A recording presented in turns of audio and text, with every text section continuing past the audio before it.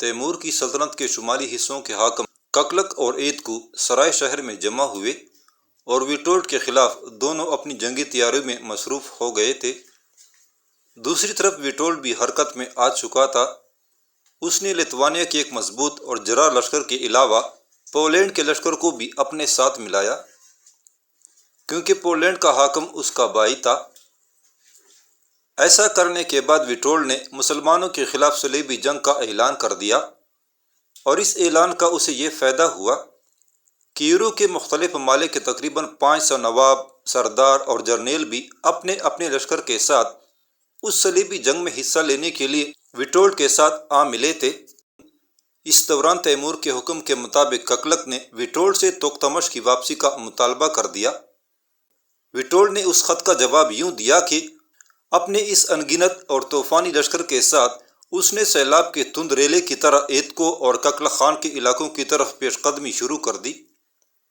ککلک اور ایتکو ایک روز سرائے شہر میں اکٹھے بیٹھے ویٹولڈ کی اس پیش قدمی کے خلاف تبادلہ خیال کر رہے تھے کہ ککلک کا ایک محافظ اندر آیا اور اپنے سر کو خم کرتے ہوئے اس نے کہا، اے آقا، ویٹولڈ کا ایک قاصد آپ سے ملنے کا خواہش مند ہے۔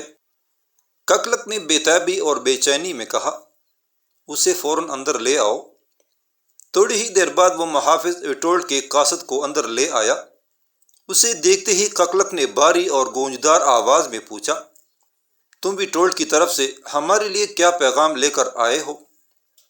اس قاصد نے بانس کے ایک خول کے اندر سے ویٹولڈ کا ایک کاغذ پر لکھا ہوا پیغام نکالا اور ککلک کو تھما دیا۔ ککلک نے پڑھا، لکھا تھا، خدا نے مجھے ساری دنیا کا بادشاہ بننے کے لیے پیدا کیا ہے۔ تم جانتے ہو کہ تم لوگوں کے خلاف میں صلیبی جنگ کا اعلان کر چکا ہوں، اور اس اعلان کے جواب میں مجھے ایسی عسکری تقویت ملی ہے جس کا تم لوگ اندازہ نہیں کر سکتے ہو۔ میں تم لوگوں کو حکم دیتا ہوں کہ اپنے سکوں پر لیتوانیا کا ٹھپا لگاؤ۔ میں تمہیں یہ بھی اطلاع کر دوں کہ اب میرے ساتھ تمہاری طرف پیش قدمی کرنے والے لشکر کی کیفیت ایسی ہی ہے جیسے فضاؤں کے اندر اڑتا ہوا بے کنار ٹڈی دل۔ جس طرح کوئی اس ٹڈی دل کو شمار نہیں کر سکتا، اسی طرح تم لوگ میرے لشکر کی عددی حالت کا بھی اندازہ نہیں لگا سکتے ہو۔ میں ایک بے روک آندھی، اٹل طوفان اور بہا لے جانے والے سیلاب کی صورت میں تمہاری طرف بڑھ رہا ہوں۔ اے ککلک خان، اب یہ تمہاری مرضی پر منحصر ہے کہ میرا بیٹا اور میرا ماتحت بن کر رہو یا پھر میرا غلام بننا قبول کر لو۔ جو بھی صورت تم اختیار کرو میں اسی کے لیے تیار ہوں۔ اور اے ککلک خان، تم اگر اپنے سارے حمایتیوں کو اپنے ساتھ ملا لو تب بھی میرے مقابلے میں کامیاب نہ ہو سکو گے اور میری غلامی سے بچ نہ سکو گے۔ اگر تمہارا جواب مثبت ہوا تو تمہاری بہتری، اور اگر یہ جواب نفی میں ہوا تو اے ککلک خان، میں زمین کے آخری کناروں تک تمہارا تعاقب کروں گا۔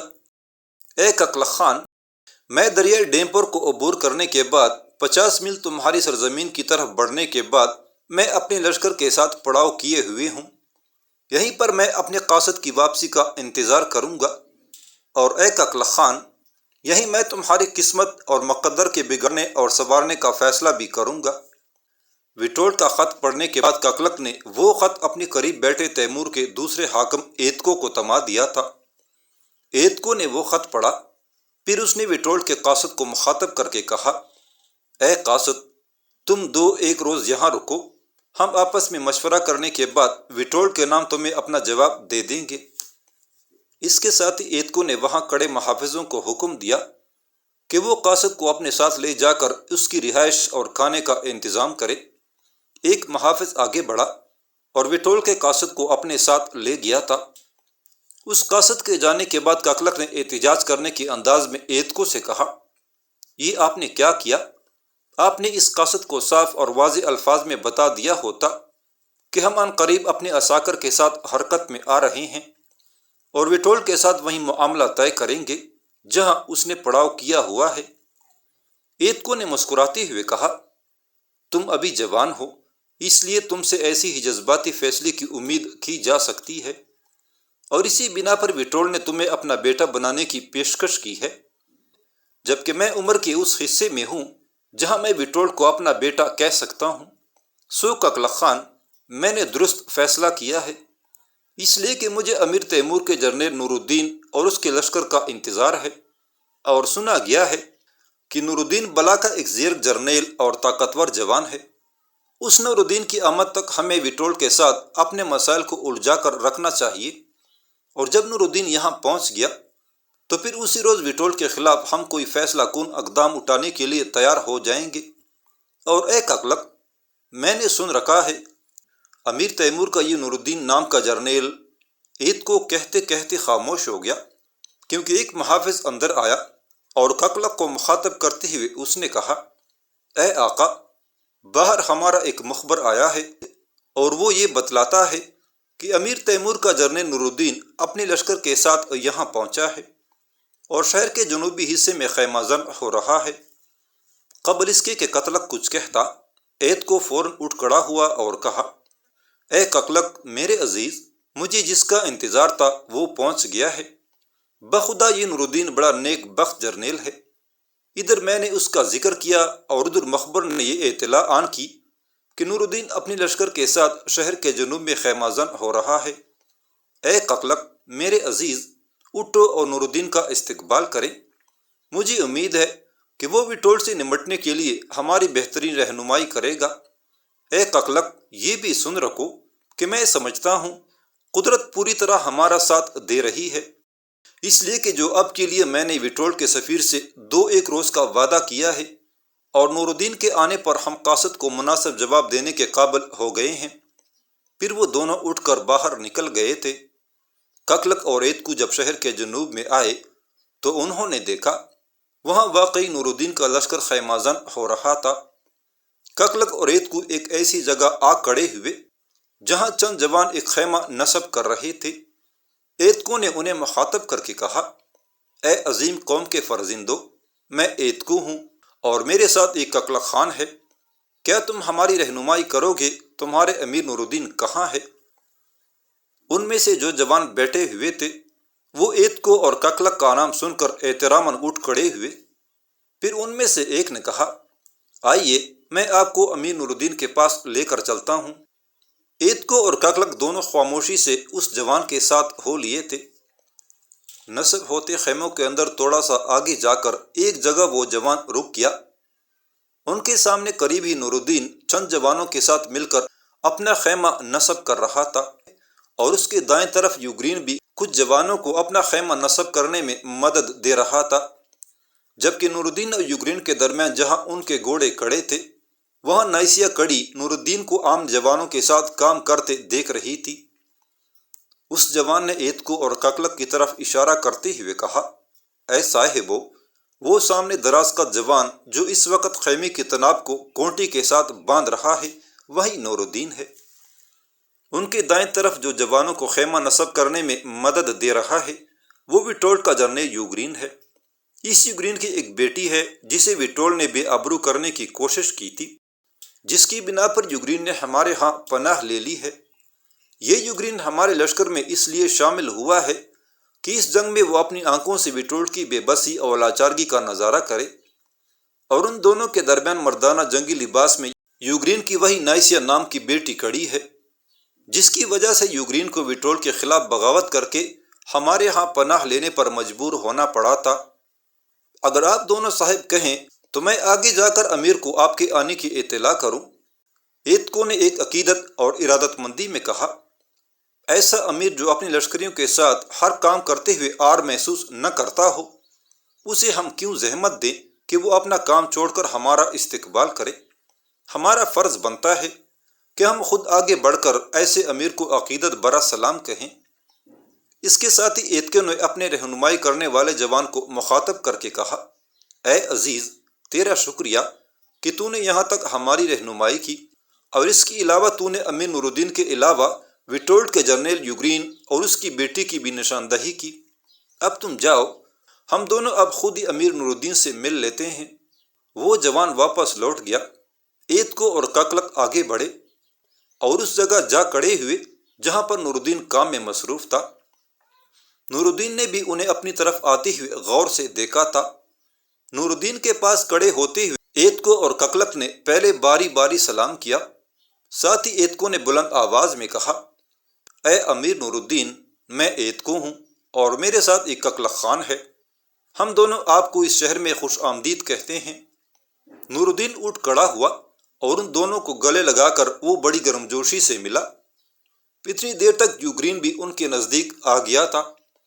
ان دونوں نے باری باری اس سے بھی مصافحہ کیا۔ پھر ایتکو نے یوگرین کو مخاطب کر کے کہا، امیر نور الدین کے لشکر کا ایک جوان ہماری رہنمائی کرتا ہوا یہاں تک لایا ہے، اور وہ ہمیں آپ اور آپ کی بیٹی سے متعلق بھی اطلاعات فراہم کر چکا ہے۔ ہم آپ دونوں باپ بیٹی کو بھی اس شہر میں خوش آمدید کہتے ہیں۔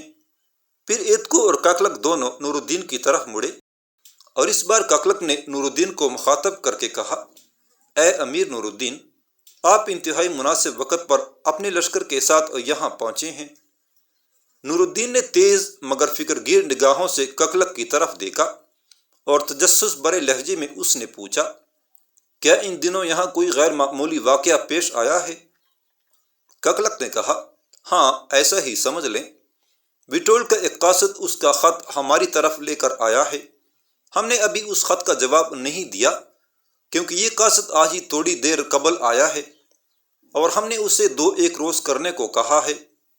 اس کے ساتھ ہی ککلق نے نور الدین کو وٹول کا خط نکال کر تماتے ہوئے کہا، آپ وٹول کی اس خط کو پڑھ لیں اور پھر ہماری رہنمائی کریں کہ ہمیں کیا قدم اٹھانا چاہیے، اور مجھے امید ہے کہ آپ کی رہنمائی میں ہم کوئی بہتر اور سودمند قدم ہی اٹھائیں گے۔ نور الدین نے خط لے لیا اور پھر وہ وٹول کا خط پڑھ رہا تھا۔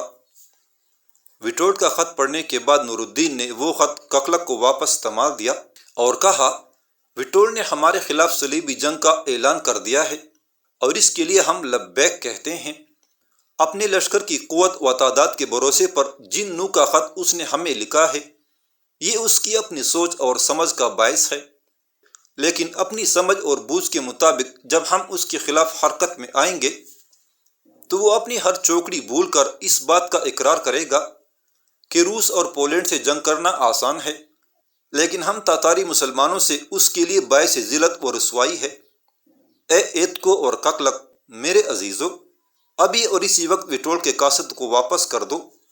اسے کوئی تحریری جواب دینے کی ضرورت نہیں ہے، اسے زبانی کہہ دو کہ وٹول پر جا کر انکشاف کرے کہ جس میدان میں اس نے پڑاؤ کیا ہوا ہے، ہم اپنی خون برساتی تلواروں اور زہریلے نیزوں کے ساتھ وہیں آ کر اس کا ہولناک استقبال کریں گے۔ جب نور الدین خاموش ہوا تو ککلق پھر بولا، اے امیر، میں اب جاتا ہوں اور آپ کے لشکر کے لیے کھانے کا انتظام کرتا ہوں۔ اس کے بعد ہم آپ کے پاس بیٹھ کر یہاں سے کوچ اور وٹول کے خلاف جنگ کرنے کا لائحہ عمل طے کریں گے۔ نور الدین نے اپنے لشکر کے جنوبی حصے کی طرف اشارہ کرتے ہوئے کہا، تم لوگ ذرا ادھر دیکھو، میرے لشکر کے لیے کھانا تیار ہو رہا ہے، اس کے لیے تم لوگوں کو زحمت کرنے کی ضرورت نہیں۔ ایتکو اور ککلق نے جب جنوبی حصے کی طرف دیکھا تو واقعی وہاں بہت سے لشکری کھانا تیار کرنے میں مصروف تھے۔ نور الدین پھر بولا، جہاں تک یہاں سے کوچ کرنے کا سوال ہے اور وٹول کے ساتھ جنگ کرنے کا لائحہ عمل طے کرنا ہے تو اس کے متعلق بھی ہمیں آپس میں زیادہ صلاح و مشورے اور بحث کرنے کی ضرورت پیش نہ آئے گی۔ ہم کل صبح یہاں سے ان سرزمینوں کی طرف کوچ کریں گے جہاں وٹول نے پڑاؤ کیا ہوا ہے، اور اگر آپ دونوں اجازت دیں تو میں اپنے لشکر کو کلب کے طور پر استعمال کروں گا تاکہ وٹول کے لشکر کا زیادہ دباؤ میرے لشکر پر پڑے اور آپ دونوں کے لشکر جنگ میں میمنہ اور میسرہ کا کردار ادا کریں۔ ایتکو نے بڑی انکساری سے کہا، اے امیر، اس کے لیے آپ ہماری اجازت کیوں طلب کرتے ہیں؟ بخدا یہ جنگ آپ کے نقطہ نظر کے مطابق لڑی جائے گی اور آپ ہی اس جنگ میں ہمارے متحدہ لشکروں کے سالار اعلیٰ ہوں گے۔ اس بار نور الدین نے فیصلہ کن انداز میں کہا، اے میرے عزیزو، اگر یہ بات ہے تو پھر سنو، کل فجر کی نماز کے بعد یہاں سے کوچ ہوگا۔ آپ دونوں اپنے لشکروں کے ساتھ شہر کے اسی جنوبی حصے کی طرف آ جائیں، پھر ایک متحدہ لشکر کی صورت میں ہم وٹول کی طرف کوچ کریں گے۔ اے میرے عزیزو، میں آپ دونوں کو یقین دلاتا ہوں کہ ہم ہر مٹھے نقش کو چمکائیں گے، مژدہ مایوسی میں ڈوبے خاک بسر گلستانوں اور بے رونق بستیوں کی شگفتی و دلکشی کو بیدار کریں گے۔ اے میرے عزیزو، جب ہم وٹولڈ پر سرخ ریت کے غیر آباد و بے آب و گیا صحرا اور راتوں کے غیبی شعلوں کی طرح حملہ آور ہوں گے تو وہ اپنے تعمیر کے گلدانوں میں خار ہی خار، کلیانوں میں قحط ہی قحط اور اپنے نشیمن میں بجلیوں کے علاوہ کچھ نہ پائے گا۔ اپنا سلسلہ کلام جاری رکھتے ہوئے نور الدین پھر کہہ رہا تھا، اے میرے رفیقان کار، وٹولڈ نے بے شک ہمارے خلاف صلیبی جنگ کا اعلان کر کے اپنی عسکری حیثیت میں خوب اضافہ کر لیا ہے۔ اس کے باوجود میں آپ کو یقین دلاتا ہوں کہ اگر ہم اپنے دین کو مخلص کر کے اپنے رب کا نام لے کر اس میدان میں اتریں تو ہمارا رب ہماری مدد کرے گا، اور ہم وٹولڈ اور اس کی انگنت لشکریوں کو تباہی و بربادی کے دوراہے بدکاری و فسق اور نیکی و اطاعت کے فرق، حسن اخلاق اور بد اخلاقی کے امتیاز اور خدا پرستی و حریت کی تفریق پر لا کھڑا کریں گے۔ اس دوران نور الدین اور یوگرین دونوں کے خیمے نصب ہو گئے تھے، لہٰذا نور الدین نے یوگرین کو مخاطب کر کے کہا، میرے محترم، آپ اپنے خیمے میں جا کر آرام کریں، میں ذرا اپنے ان دونوں رفیقوں کے ساتھ طویل گفتگو کروں گا۔ یوگرین وہاں سے ہٹا اور اپنی بیٹی نائسیا کو لے کر وہ اپنے خیمے میں چلا گیا تھا۔ اس کے جانے کے بعد نور الدین نے ایت کو اور ککلک سے کہا، آئیے میرے خیمے میں بیٹھ کر اطمینان سے گفتگو کرتے ہیں، آپ دونوں شام کا کھانا بھی یہیں میرے ساتھ ہی کھائیں گے۔ پھر نور الدین ان دونوں کو لے کر اپنے خیمے میں داخل ہو گیا تھا۔